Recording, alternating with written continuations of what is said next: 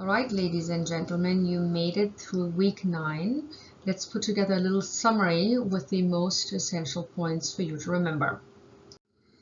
We've gone through certain agreements that are essential for any production of a film or television project, the SPV, single purpose vehicle, development agreements, finance agreements, distribution agreements, producer and production agreements, rights agreements, talent deals, brand integration deals, in-kind service and deferment deals.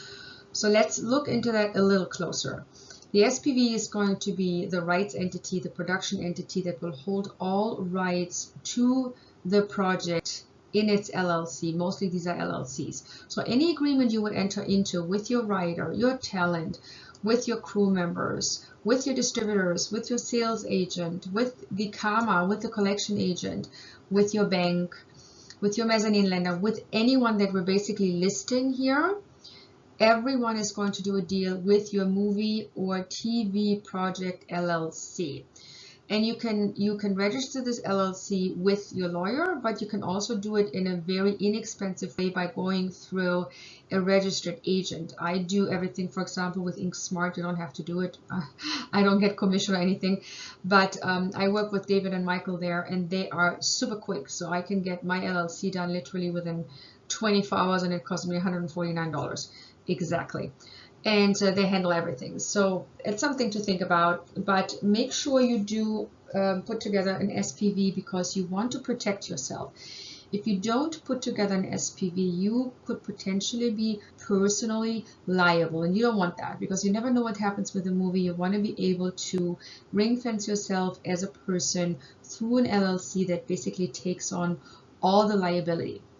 When we talk about development agreements, this could obviously be everything that relates to the development phase. So that's the writing, that's the packaging of talent, that's putting together the budgets, that's putting together, maybe your location agreements when you decide what incentivized region you're going into.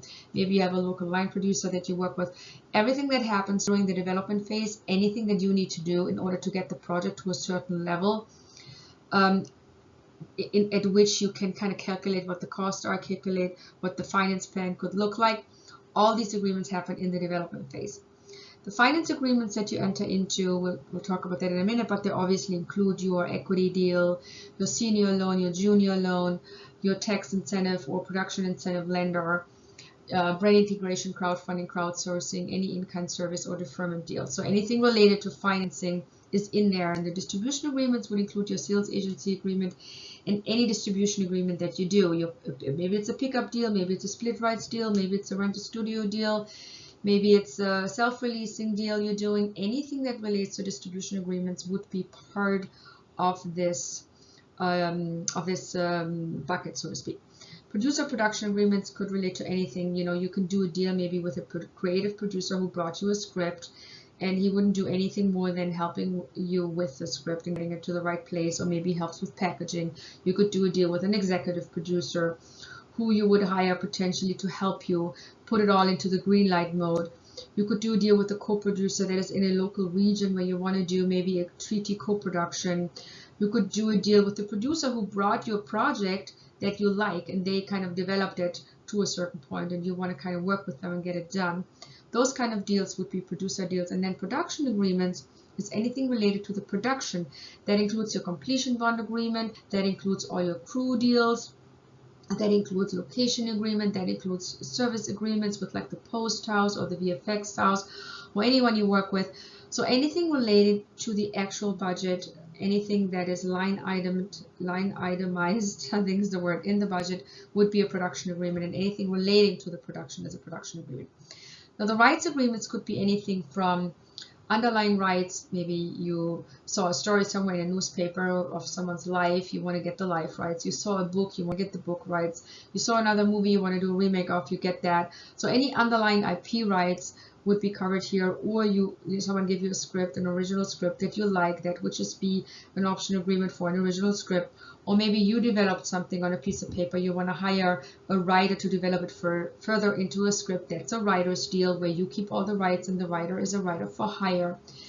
There are all the agreements, of course, including the option agreement that allows you to take someone's project, either the writer or the co-producer that brought you the project, and put it together, and you have the exclusive option for a certain period of time during which you can put the project together. And then that's connected to a rights purchase agreement, and the purchase price is also in the rights agreement, in the option agreement, by the way, so that you know when you option something, when you option a project, how much it's going to actually cost you at the time you acquire all the rights. Because remember, during the option phase, you really just have an option to get this thing made until a certain period. The rights agreement is the actual purchase of all the rights, so that's going to be a much higher sum, and you want to do something where the option price is reflected in the purchase price and is deducted from that. So the rights agreements also include your chain of title clearance to make sure that there's no liens against the project, there's no turnaround stuff going on, meaning maybe if the project was with another production company or maybe with a studio, and they went into development with it and they created cost against it. If you take the project on, you would likely have to pay those costs. So you want to make sure that that is not applicable, ideally. So that's the chain of title for you. Talent deals include the pay-or-play offers and the engagement letters, and maybe instruction letters that relate to the karma, where the talent is going to be profit participating in your movie. So the talent deals, with the pay-or-play offer is what you start out, and then you go from the pay-or-play offer, if it's accepted, to the engagement agreement, which is the agreement under which you hire the writer or director, and then you put them as a part of your collection agent management agreement in there as well, with an instruction letter usually, and then they will participate in profits. Brand integration deals is basically a service deal, where you get a sponsorship component secured for your movie, and in-kind and deferment deals are any kind of budgeted line items that you can eliminate, and that's what you do a deal for in regards to how you're eliminating them. This is not recording, it is recording, thank God. As I had mentioned before, the SPV is a single-purpose vehicle, a production company set up to hold the rights of a film or television project, manage all related finance, production, distribution, talent, and crew agreements. These are just the main ones. You also go with the single purpose vehicle LLC, which is what it likely is. You're also going into the karma, the completion bond agreement, an inter-party agreement, any other agreement that would be applicable. All the agreements with the distributors, all the agreements if you do a pickup deal, whatever the agreement is that relates to your film and television project, you will use this company to enter into that agreement. So you should do yourself a favor and form this company early on. I believe I mentioned before that there are register services like InkSmart and others that you can use for this. And you can also, of course, hire a lawyer to do this. And you do not have to, go an expensive route to put this together. It can also be located anywhere. It doesn't have to necessarily be in California. It can be located in any state. Maybe you choose a state where you don't have to pay taxes. Because when you put this vehicle together, you don't quite know yet, likely, where you're going to shoot your movie. You might shoot it in New Mexico. You might decide, I'm going to do this as an international co-production and shoot it in Spain. You want to be free in moving the LLC wherever you need to move it. You can take it, let's say you form it in Nevada to save taxes or whatnot. You can then move it from there wherever you want it. So it's not limiting you. It's just you don't want to create too many costs in running this company, because, for example, if you do it in California, you're going to have to pay every year $800 minimum franchise tax, no matter if you're doing anything with this SPV or not. So it is important to, maybe look a little bit into the aspect of financing for this thing.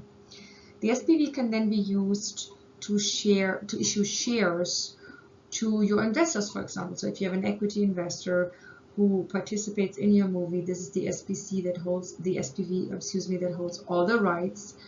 You can then issue shares from this LLC, membership shares, to your membership interest, in fact, is what this is called, to your equity investor who now becomes your partner in this company. And the percentage that you're issuing membership interests for would be the same percentage than you would provide your equity investor with for profit back-end profit participations. So again, if your equity investor finances 50% of your budget, 25% of membership interests would be given to him. That's kind of the roundabout unspoken rule, for lack of a better word. So I wanted to add that here so you know what to do with this thing. It's really designed to take away liability from you in case something happens, in case something goes wrong, in case someone sues you, because all the agreements are connected to this SPV and they are contractually connected to this company and not to you personally. You are a little safer. You should, in fact, never sign a deal personally if you can. Even when you, let's say, early on sign a writer's deal personally, you will have to assign those rights to the SPV for sure. So try to put it together early on. Again, it's not more. It costs $150 roughly, and it's really worth the little investment, I think, personally. But of course, you can talk to your lawyer, and they might have a total different opinion. But that's how I do it, and it's worked very well for me so far. So again, all agreements related to the securing of the rights and the IP are part of your development agreement. So that's your option agreement, your purchase, the writer's agreement, could be writer for hire, your underlying rights deal, your chain of title, or your co-producer deal. These are part of what could basically relate to you securing the rights of something that you want to produce and finance. It is very important, and I cannot stress this enough, that you do not do anything, I mean anything, until and unless you have the rights for something. It happens too many times that people get very deep into the weeds and things blow up and you have spent a lot of money in trying to put a project together and then it's taken away from you because you didn't secure the rights. So do yourself a favor, even if it's a little option deal for like $100 or something, put it in writing that you are going to undertake the time and efforts and investments that are necessary to develop something to a point where it can be packaged and made. You spend a lot of time in doing that, and you do want to make sure you have the rights secured so your time is valued. So please remember this. Now, the talent deals for the cast and director, you would start out by calling the agents and saying, I have the script written by so-and-so. I'm thinking of having this and this director. If you talk to cast, or maybe you already have the director, and I'd like to make an offer. Now, these pay or play offers, I think I mentioned this before, they are in some way, and I'm saying in a very serious way, you are liable for those. So if you make an offer to Halle Berry for $2 million to be in your movie Dark Tide, like I did, you want to make sure you're able to pay Halle Berry, no matter if this movie gets made or not. Because when you send out that pay or play offer, that's what you're saying. You're paying Halle Berry no matter if you ever make the movie or not. So you don't want to be on the hook for something that you don't know if you're going to get it actually done. So when you start sending out pay or play offers, I think it's very important that you don't just do this willy-nilly, but maybe you can work like with your director and your executive producer, someone who's done this before, to make sure that if this pay or play offer is accepted, there is actually a real potential for you to get this movie made. And the way you do it is you early on attach an equity investor. We get into that in a minute when we talk about the business plan. Just be sure that you understand whenever you send out a pay or play offer, it's an offer where you are fully liable. Yes, you send it out as the SPV, and that's great. But trust me when I say that the agents are going to be very unhappy when they accept a pay or play offer for millions of dollars that does not materialize. They will never forget your name and they'll put you on a blacklist. So this is something you really want to be conscious about. Now, production prep. Here you work with a line producer that you hire for a few $1,000s maybe to put your budget together. So you have an idea when they break down the script, the locations, the cast, your vision and the director's vision, how much this should cost if it's done in accordance to your vision and the director's vision. So it's a very good investment to have a line producer break down the script and give you at least a framework of what this could be. You also should be clear about the location you want to shoot this in, because the location will dictate to you if you have incentives that you could apply, what the regulations are for these incentives, and you can kind of prepare to fulfilling those local regulations. And these incentives that occur when you fulfill the local regulations, they will be put together in an estimate. So you can actually go to, which I have done. I actually went to Puerto Rico to do a movie with Pierce Brosnan, and we all flew there. The writer, director, Pierce, I think it was my local line producer, and then I met with a local line producer, and they flew us all in. They showed us around the island, and they put us together with local producers and with someone who handles the local regulations, a lawyer, a law firm. So we were very clear, A, where we're going to shoot, and B, how we're optimizing the local regulations. Who do we have to hire? Who can we not hire because they don't have them there? What do we have to ship to the island because they don't have it? All these things we had to figure out early on, and we then knew how much money we could get from Puerto Rico if we wanted to do the movie there. So this kind of stuff all happens during development, and you need to kind of dig your teeth into that. When we talk about distribution, obviously we said earlier the sales agency agreement, pre-sales, and so forth. Those agreement pickup deals could be one, split right deals could be one. Now, when we talk about these agreements, we want to make sure that you understand the main components for this. You understand that the pickup deal is a deal where you give away all rights. If you do that deal while you are developing your project, you're basically handing the project over to whoever does the pickup on the other side, and they will develop it further, and they will pay for production, they will pay for anything that relates to the project. It's not the worst thing. I mean, you give away all the rights, but at least you get a fee and you get a project made. So I wouldn't shy away from this, honestly. If someone pays you an okay amount, I think it's a good thing for you to do. Split right deals are interesting. You know, you remember this from Dark Whisper and Baywatch. If you can get a split rights deal done with a US partner where they take the US in perpetuity, meaning forever, and you have the international rights, you still hold the rights for international, and you do have a strong US partner. So you kind of get the best of both worlds. Something to think about. And obviously you want to get some pre-sales done to verify the market demand for your movie internationally, and to be sure that you're working on a project that is worthwhile. And you put all this stuff into a business plan. The business plan can be done very early on. While you're envisioning all this, you learned in this course what the business plan is supposed to look like, and you can literally take this method and put all this in your business plan, and you'll be surprised how all of a sudden it makes sense and it looks very real.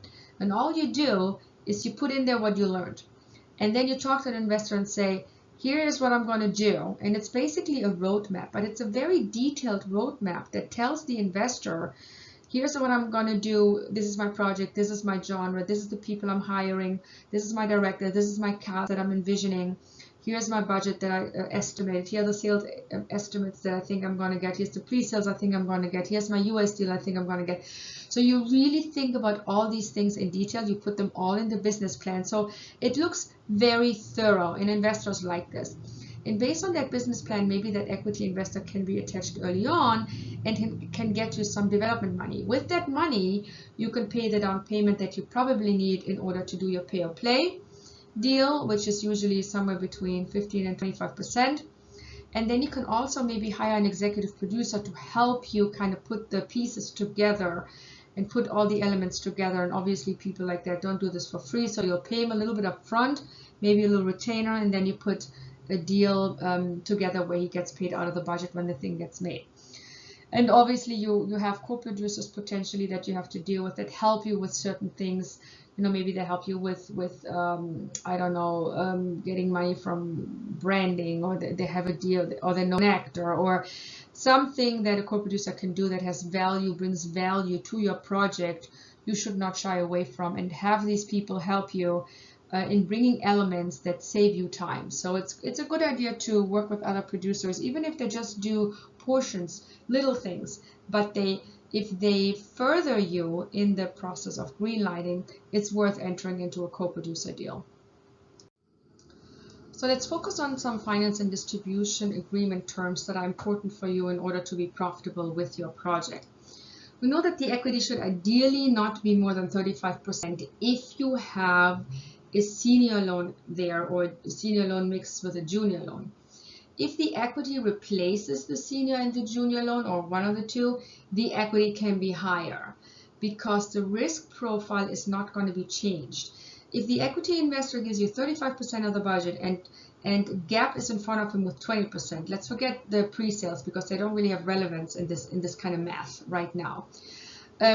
What has relevance is the gap, because the gap eats away at the collateral that's available for the equity investor. So the gap is what goes and looks at the unsold rights, which is your collateral bucket that has to be enough to cover everyone that you're funding. The pre-sales basically take away from that bucket already early on. So whatever is left is what the bank, the mezzanine lender, and the equity investor will leech onto and say, is there enough for me to give you this money? So that's what they're looking at. The bank will only take half of the unsold rights. So you still have the other half available in your bucket. And with that other half of unsold rights, you have to manage the mezzanine lender and the equity lender. So in some cases, you might not have enough to have a mezzanine lender in there. So you might just have to do equity because there isn't enough to do both, because both of them have a certain requirement when it comes to collateral, and you need to have enough rights available to sell so that the investment is covered. So long story short, you're going to be okay if you don't exceed 35% of the budget, and if your estimates are in the 70 to 75 range for international, you should be okay in having enough collateral for the equity lender. Now, if the equity again takes over the bank, that's fine, because you have the rights available to cover this portion, and the risk profile for the equity doesn't change. Equity usually charges 20% of the money that they give you, so 20% premium on the principal investment is what that means. And then they'll charge you 50% of the percentage that they invested in relation to the budget. So if they give you 50% of the budget, they get 25% in back end. If they give you 35% of the budget, they get half of that in back end. So that's kind of how that goes. Same in ownership. The senior loan is a loan where, you know, the bank will give you a term sheet and say to you, listen, I see you have these pre-sales from these and these and these distributors. This bucket of distributor I consider tier 1 and I'll give you 90% of it. This bucket of distributors I consider tier 2 and I'll give you 50% of it. And that kind of mingles together and gets you the pre-sale loan. They charge an interest, they deduct the interest to get a net loan. Here's your pre-sale loan. Then they look at the gap, how much rights are still available. They give you half of that, up to 20% of the budget. They will very, very, very, very closely look at who your sales agent is. They want to make sure this is someone that has a good track record with them, has always paid back the loans, has always lived up to the sales estimates that they have provided, which the bank obviously is going to see because they're lending against it. So they want to make sure that they're absolutely comfortable with this person, and that is to your advantage, because they will tell you if someone's shaky, and if the bank doesn't want to give you a loan for someone, that's not someone you should be working with. So that actually helps you choosing a professional sales agent that will support you in the process of making a profit. Now, the term for the senior loan is usually anywhere between 12 and 24 months. If it's longer, it's 36. Not usually the case, but it can happen if it's a lending entity that's not an actual entertainment bank, because there are lenders out there that are not banks, they're just investors, but all they do is senior loans. So those might give you a longer term. The interest for the banks are usually much lower than the interest for such an institution with equity investors. They charge you up to 15%, sometimes even more.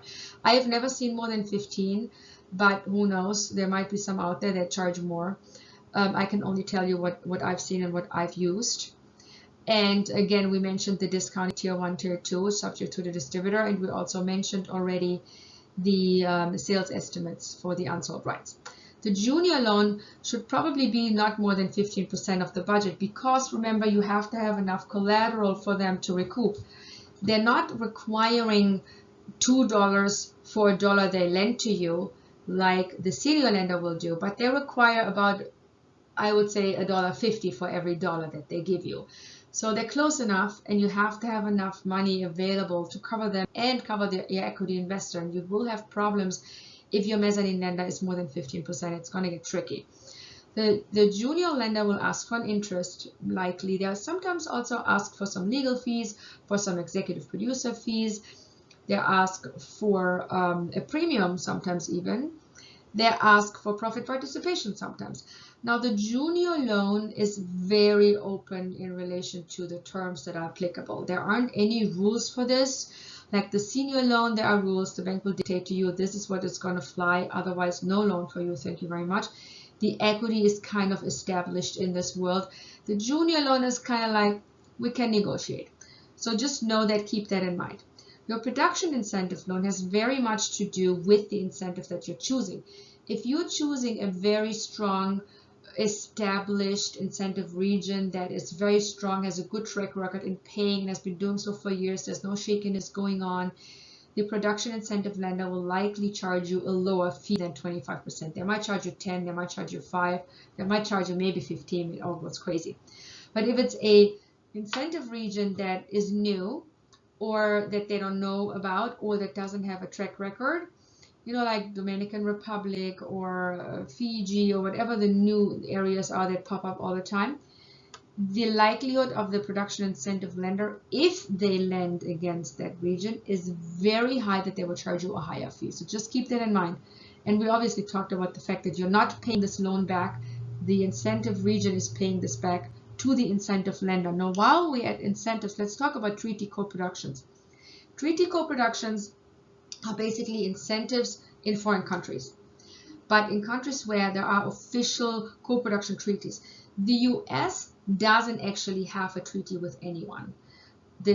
That's why the US has to hire, the US producer has to hire a local producer. Now, if I, for example, with my German company, would do a deal with, would shoot a movie in Italy, I could do an Italian treaty co-production, and I could very much optimize my treaty in getting money from Germany as well as Italy.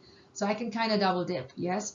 As a US producer, it's very hard to do that because you don't have a treaty with anyone. So you go and get the local co-producer. Let's say we shoot something in Germany.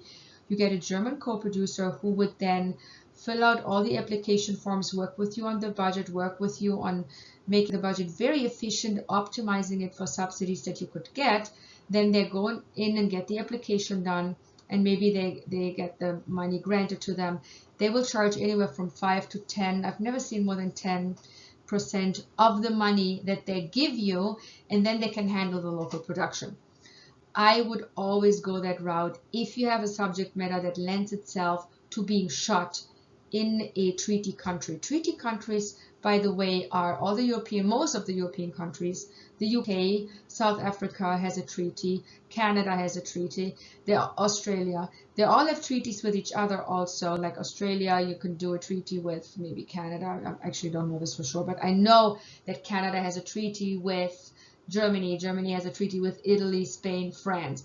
They're all kind of bunched together. They work with each other, and that's something you can take advantage of. The brand integration service deal is clear. You're providing a service to the brand by including their brand in a way that you have talked about with them, specifically by going through the script, talking about areas where you change the script around to optimize the brand visuality. You talk about eyeballs, how you can optimize eyeballs. You very detailed get into an agreement that relates to the story and the realization of the project, and that supports the brand and their mission. And for that work, you're getting paid. So this is something you do not have to pay back. And you remember, most of the time you get 50% on closing, and 50% of the sponsorship payment is paid to you when you deliver the movie. In-kind services and deferments, these are usually deals with visual effects companies or post-production houses that want to secure a deal with you and therefore offer to defer a portion of their cost out of the budget into the recoupment corridor, where they will be charging a premium on it. So they take a little bit of risk by moving it over. Anyone who does a deferment, it could also be an actor who says, I'm not going to charge you $2 million as Halle Berry, me, I'm only going to charge you $1 million, and I'm going to defer $1 million, but then you give me $1 million back, $1.5 million back. I'm charging the premium now. So those kind of deals are done, and also very often will you deal with a profit participation that goes in line with that. Now remember, the music investment, that is kind of, you know, paying for a budgeted line item, so in that sense an in-kind service, but it's not really an in-kind service because it's not a deferment, it's not in any way even close to being in the recoupment corridor, because it's non-recoupable for you out of distribution revenues, but it is recoupable in the sense that they will take away your music rights. So you will not be getting any music royalties on your movie. Those royalties will go to the music investor forever, meaning in perpetuity.